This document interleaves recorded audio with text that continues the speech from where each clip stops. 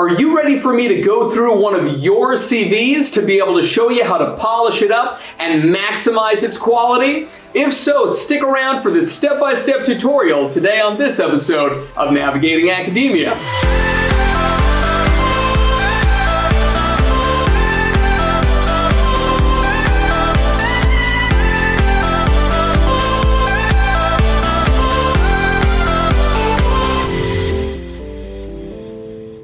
What's up, Navigating Academia family? This is your buddy Dr. J. Phoenix Singh coming at you with another episode of Navigating Academia, your leading source for guidance on how to advance your career in academia. Now, as always, I appreciate the love, so please, before this very special episode, do me a favor and smash that like button. Comment below if you enjoy it, because it really helps the algorithm. And if you love our content and you've subscribed to us for a while, please do support the channel by becoming a member of our Patreon. You can take a look right down here at the Patreon link. It's a few dollars a month, really supports the channel a ton, and in addition to that, you get a ton of little extras on there. Access to exclusive content, access to all of our recorded live streams, you get discounts when it comes to one-on-one coaching with me, and you get a one-on-one shout out in one of our videos. Now, I will also say that this is a limited series where I'm going through both CVs as well as statements of purpose, i.e. personal statements, that you may be using to apply for everything from graduate school to postdoctoral fellowships to tenure track positions, all the way through to industry positions. So whatever it happens to be, I've got your back. If the series ends and you are still interested in getting coaching from me, just take a look at the website down below. I book sessions literally every single week. You can go ahead and book a session with me, and we can do one of these reviews specifically for you, okay? So, that said, let's go ahead and jump in to today's manuscript. All right, so let's go ahead and jump right in here. You guys know me when it comes to looking at CVs. I try to really take a comprehensive perspective. First thing that I like to do is to basically zoom out. So in this case, I'll just kind of zoom out like this here, maybe not that far, and take a look overall at kind of the general spacing. So I said this in another review that I did, and keep in mind that if you haven't watched all the reviews of CVs that I've done on this channel in this limited series, I recommend that you do that. One of the things that I mentioned is that we always want to take a look at margins and see whether or not there's a reason for margins being handled a specific way. So just to give you an example here for this particular CV, the margins are a little all over the place. As you can see kind of on this first page here, there's very little margin there, significantly larger margin here. Now in this other one, there's basically no margin down here at the bottom. The other issue is that we're not quite sure what page one is. What do I mean by that? Well, there's no page numbers at the top right, bottom right, anywhere really. And the problem is because the header is the same on both pages, that essentially if I'm walking around carrying this thing and I accidentally trip and papers go everywhere, I pick it back up, wouldn't be super obvious which page is page one at the beginning. So let me give a recommendation here, right? When it comes to the header here, right? So essentially, there's a section called header and footer. I know that the top of that is it's literally right up in that direction here in Microsoft Word, okay? Now, do you see that there's an option that says different first page? Okay, so if I click different first page and then click back, okay, now you're gonna see that this is jumped over here to page 2, but what I would do is take it, put it up here, and now you can see that page 1 is different than page 2, right? And really, contact details and all should only be on page 1, unless it's an extraordinarily long document, okay? Now, as I've said in previous videos also, usually what happens is that the number of pages that these CVs cover, it's quite variable, but oftentimes if you're doing something, let's say for industry, they only want a 1 to 2 page CV.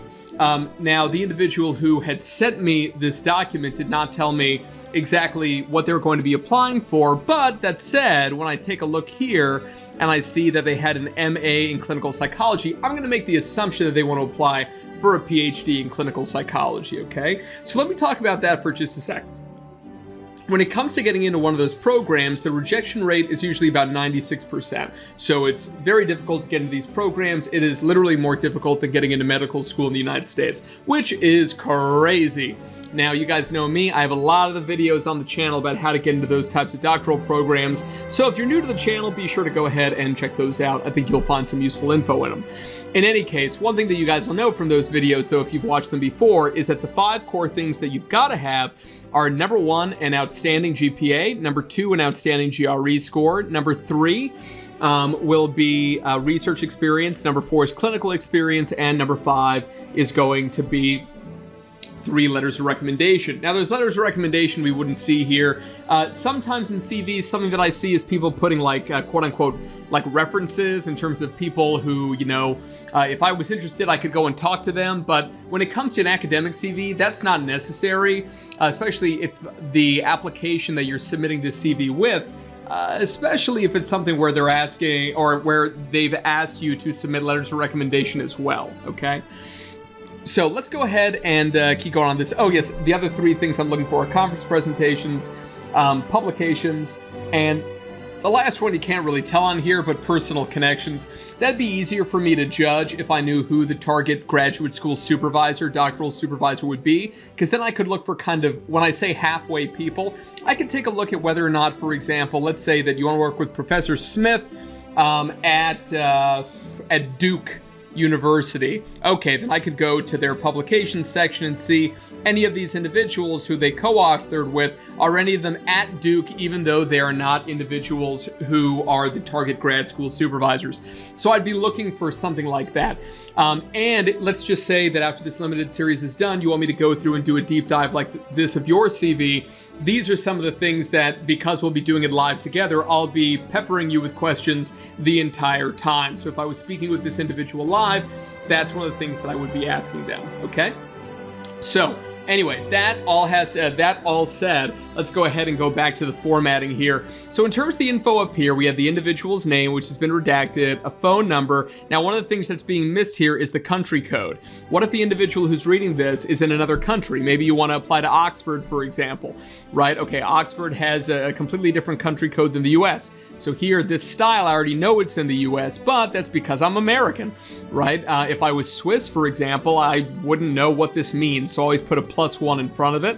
I like that he has a solid dot here in between, and then I like that he's got an edu email address. Always use that instead of a Hotmail, Gmail, you name it, all right? Now, the one thing that's missing here, though, is some kind of a mailing address, especially if you can fit that all into one line. I really recommend doing that. Make sure that it is a mailing address that if somebody were to send literally a piece of mail there, that it would get to you, right? Not some, random departmental address where, maybe you went to, did your master's degree like this individual did, but where you're not even enrolled there, let's say, anymore. Now, in his case, that's not the case. He is still enrolled, but that's something that you have to take into consideration, right? So the general strategy formatting-wise that we've used here, right, is that we've got kind of this piece here, which is bolded, everything's in caps. Underneath, we've got this little solid line, and then we've got that for each of these big sections, right? So we've got education, academic experience, not necessary to say an academic experience, just education is fine. Next one is research experience, that's fine. This is clinical experience, okay? I like that, especially if he's applying for a clinical psych PhD program, research experience would come first, right? If it's clinical experience, if it's gonna be something like a PsyD though, then I would put clinical experience first, okay? So really just the type of doctorate that he's going for, that's what I wanna be looking for, right? Now, after research experience and clinical experience, the next thing that I would personally expect to see is publications and posters and presentations. Don't call it posters and presentations, just call it conference presentations. That's fine, okay? Let's see, down here, say professional memberships, not professional organizations. Here, I just want to take a look, because this isn't something that you normally see, which is other professional experience, right? So it kind of makes sense that there's a gap here. Take a look, right? So September 2014 to 2018, and then all of a sudden there's a gap, 2020 to 2022, okay? So that kind of makes sense here, right? Especially when we take a look at something like, take a look at the research experience. You guys see the gap here, right? So again, this is all starting in 2020. So all of this kind of work, this research work started when this gentleman was at Teachers College, right, at Columbia. Down here, okay, this camp counselor thing, take it out. Take it out, right? This was before university even, take it out. I know that it seems relevant in terms of clinical experience. No, just take it out, please. right? This would be the same thing, guys. If in high school you won some really epic, really important award, like for me, I was ranked one of the top 2 German speakers in the United States at the high school level. That's actually a true story by Goethe Institute, and I got to go and live over in Germany for a while. That was really cool with the host family, but that's not going to go on to my CV. Okay, so just take it out. Okay, other professional experience. So this kind of is the, if anybody knows what I mean about the apocryphal books of the Bible, this is the apocrypha of this CV, right? So this is that interstitial period. So serving as a senior analyst, trading company. Okay, so we'll go ahead, we'll get into that kind of when we read this section, but that's basically what this is, right? And I understand that. I'm not going to tell you that that's a bad thing to put in there. This is kind of a unique experience that you kind of have. I wouldn't say other professional experience, though. I would literally just say work experience. That's just what I would say instead of other professional experience, because that term other professional is just so overly generic, eh? Okay, and then we've got publications. Okay, so I'm glad you got something under review. That's awesome, right? Now, this one here doesn't mean anything to me. What I would rather you do is kind of put the journal that you're actually submitting to. So we'll get to that, okay? And then in preparation, always good to be able to have something in preparation. Okay, and then we've got posters. I just want to make sure in terms of dates. Okay, these two don't have dates. These ones, okay, 2021, November. Got it. So this is forthcoming. June 24th, June 23rd. Okay. April 19th. Okay. So basically, you've done these three so far, which is good. Okay, and then professional organizations. So again, I said professional memberships, right? So then you can have those. So okay, let's see. And then additional information. So this is hard skills, data visualization, statistics, conjoint analysis, Python MS Suite. Oh no. No. Take this out here. I know that you're trying to be cute, and I do find that funny. Trust me, I am the king of singing Total Eclipse of the Heart. You can ask Daria. Just with full gesticulations, I get into it, right? But you gotta take this out. It's one of these things, it's like the jackass way of saying it is to say nobody cares, but nobody cares. In terms of the hard skills, I love that you've got this, right? But this is the kind of thing that I want you to put actually, either it's going to be somewhere in terms of research experience. If not, you need to put it in the personal statement. In terms of personal statements for clinical psych PhD programs, you need a paragraph on research experience or academic experience. You could put that there, but it just doesn't flow in this, okay? So I would take this out, okay? So I'm just going to go ahead and take those things out or whatever that I mentioned before. Okay. The other nice thing that does is it gives us a little bit more space. So right now, it is true that the components are too jammed up, okay? So what I mean by that, for example, is like, we need at least another space between these elements here, right? If this were to go on to the next page, we'd add an additional space, right? So again, also the margins are just really, really tight at the bottom here. Like my honest recommendation is if we can just take some of these things down to whatever just a normal thing would be, right, like down here, just a normal margin, and then just put this on the next page, right, and just get it down to literally the exact same line as this, right, however we would do that, okay?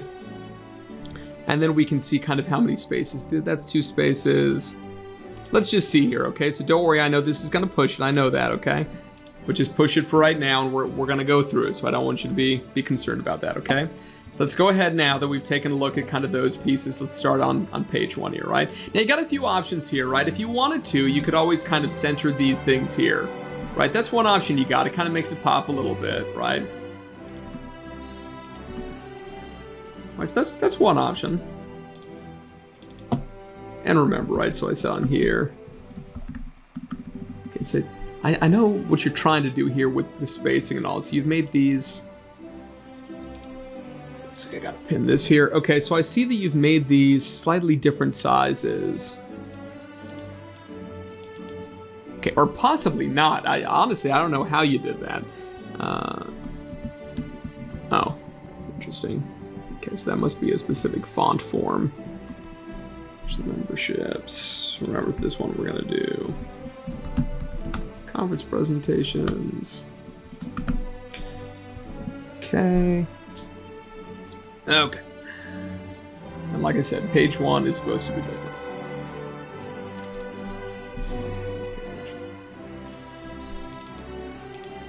Okay. Let's keep going. Okay. Here we go. Teachers College, Columbia University.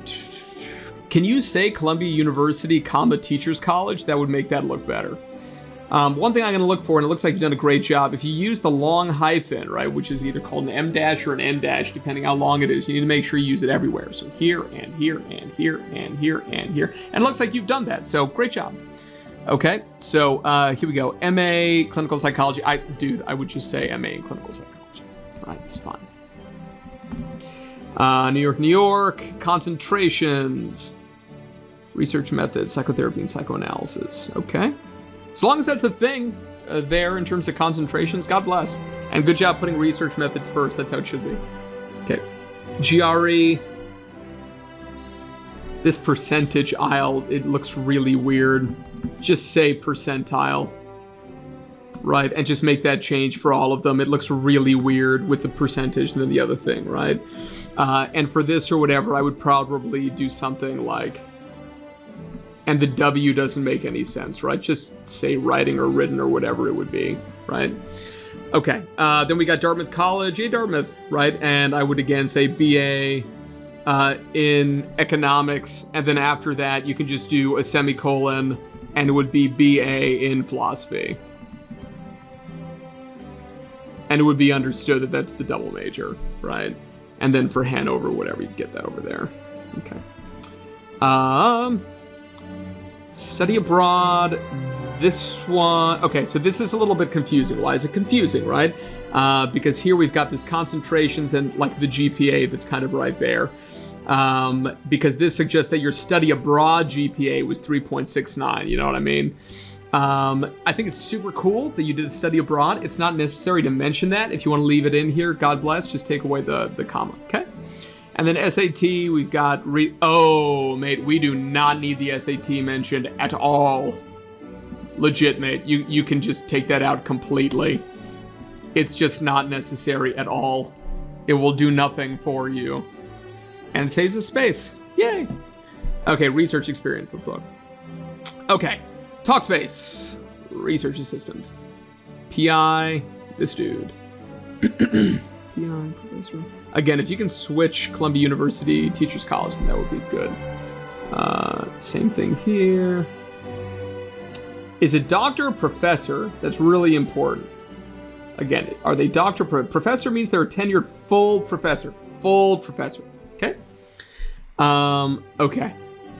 Dates are good, locations are good, cool. Okay, research assistant, research assistant. Okay, got it. Support, this is present. Okay, if it's to present, otherwise it'll be, God, drafted. Okay, so this is all past tense, but you're still doing it, right? This is all present tense, but it makes sense because you're still doing it. So is there a reason why this is all past tense, suggesting that you're not doing any of it anymore? All past tense, but you're done with it, and all past tense. Okay, cool. What I'm looking at is the verbs, guys, here, okay? That's what I'm looking for here. So, okay, let's take a look. Support data collection, recruitment efforts for ongoing research activities. For example, definitely put this one first. After that, say Harvard and U Chicago, and then put Reno Community Study last. I love me some Reno, but NIH anything is more important than Reno. Systematically review new findings in key topic areas. For example, this kind of stuff. Okay. Last one is generate and test research hypotheses pertaining to therapist effects and processes underlying platform effectiveness. Okay, so the issue is that you've never mentioned that there is a platform. That hasn't been anywhere mentioned in the past. Okay, next. Excuse me. Completed a systematic literature review. Screen, that doesn't make any sense. A systematic literature, you can just say a systematic review of unless it was a systematic search. If you didn't do an actual review of just systematic search, mate, then just say complete a systematic search.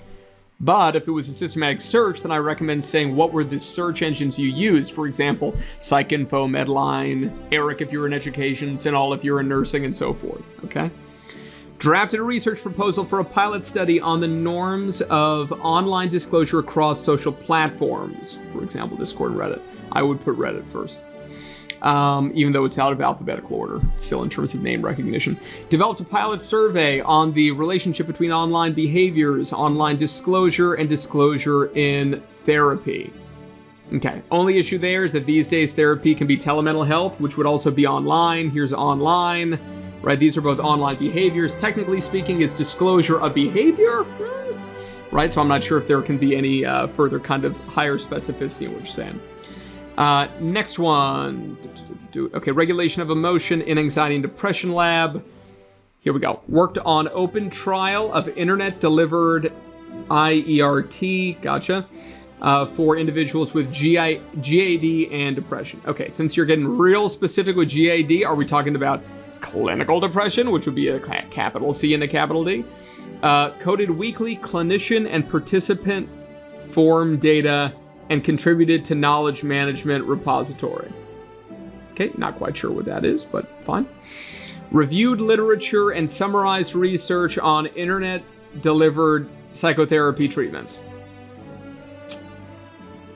Okay, you can always say something like systematically searched for and summarized research, and then on a monthly basis, how often did you do it? And contributed to weekly literature critique, discussions on basic and translational emotion recognition. Okay, are these related or not? These two seem a little bit redundant. Okay, knock lab. Matched behavioral and clinician report measures to constructs in RDoc. Okay, nobody knows what RDoc is, right? The average reader is not going to know. Okay, matrix for a forthcoming meta-analysis.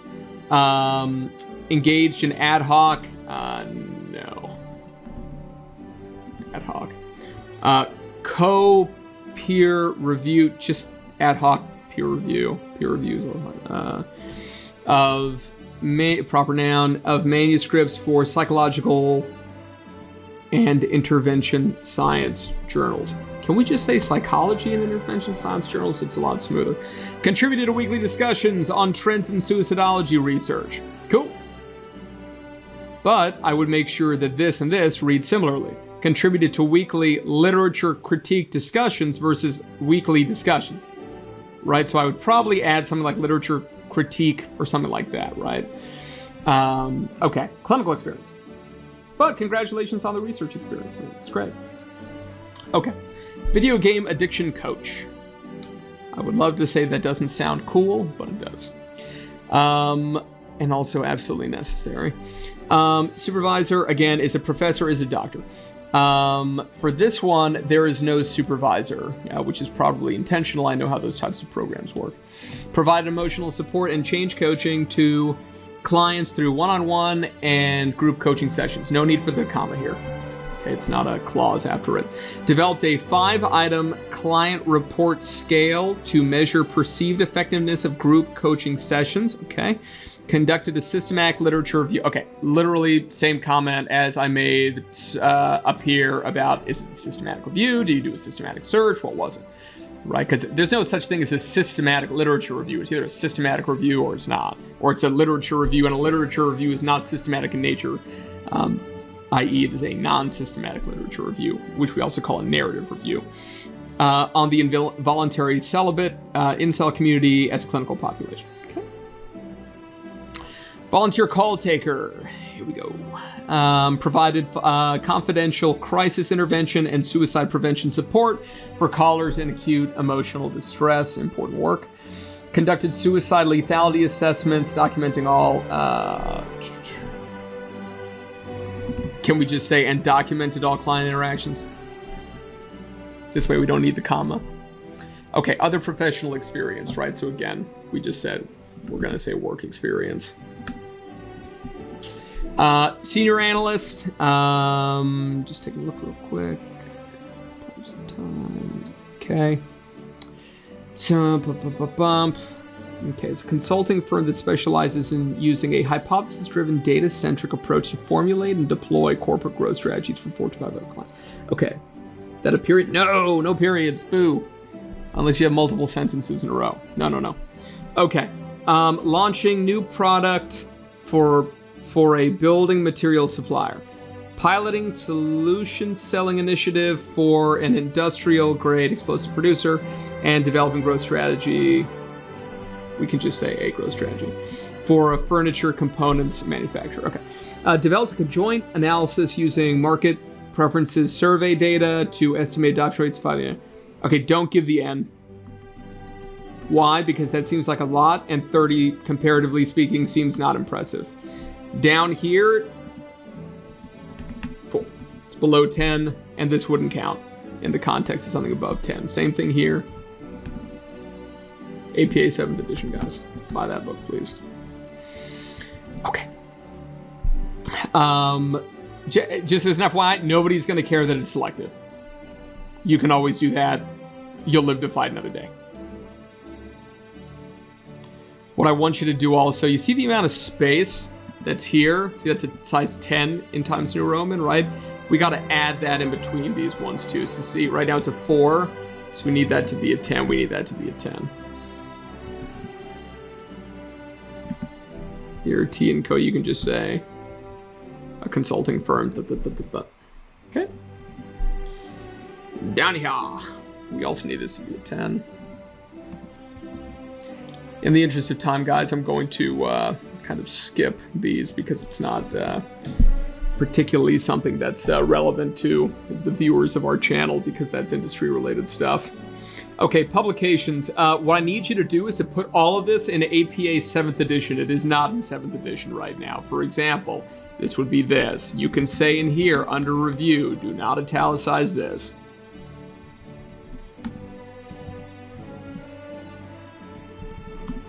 If it's a systematic scoping review, and that was something that was mentioned earlier on page 1 about any of these reviews, you need to change the language wherever it is up here to it being a scoping review. Okay. And then here, delete it, and in italics, I want you to put the name of the journal. Journal of Clinical Psychology. That is not a journal, okay? Just put it in here, the name of the journal that you submitted it to. Why? Because the person who's reading it hopefully knows that journal, and they'll say, oh snap, what a great journal they submitted it to. Hopefully they get it accepted. Okay, in preparation. There seems to, no, it's fine. Okay, sec, and again, APA 7th, please. APA 7th, APA 7th. This one is manuscript in preparation.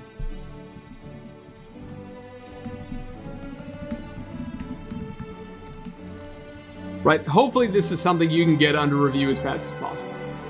Okay. I suppose that's fine. Okay, conference presentations. Again, APA 7th, APA 7th, APA 7th. This should not be number one. That doesn't make any sense. Please make them bullets.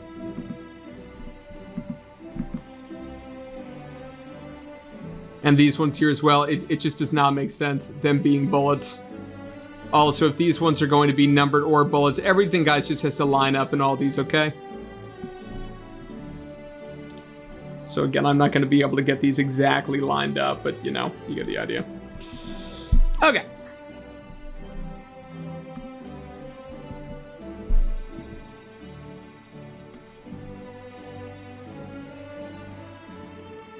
Okay. These are not an APA 7th, so...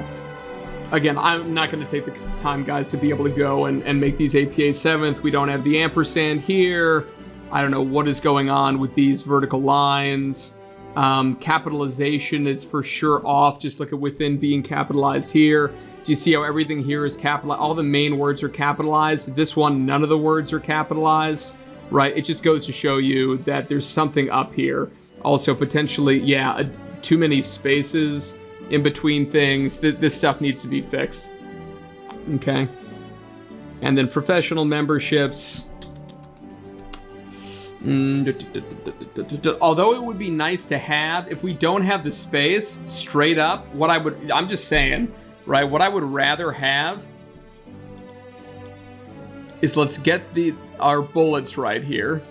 Right, let's go ahead and get this stuff over, right?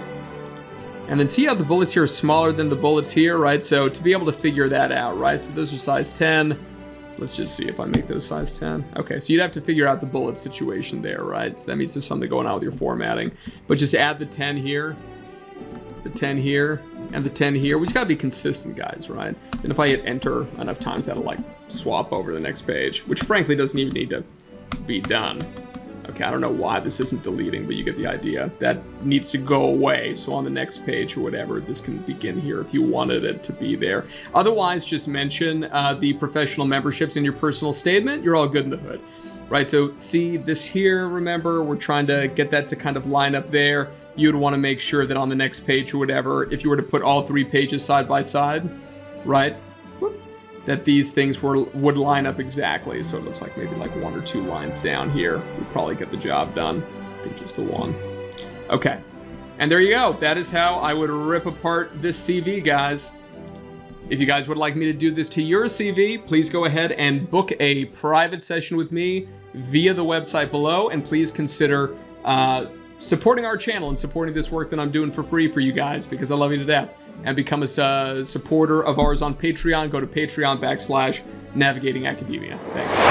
Thank you so much for stopping by, everyone. It's a pleasure to have you here as always. If you enjoyed this video and you'd like to see more in this series on navigating academia, please click on one of these links over here to be able to view more original content. I hope to see you there.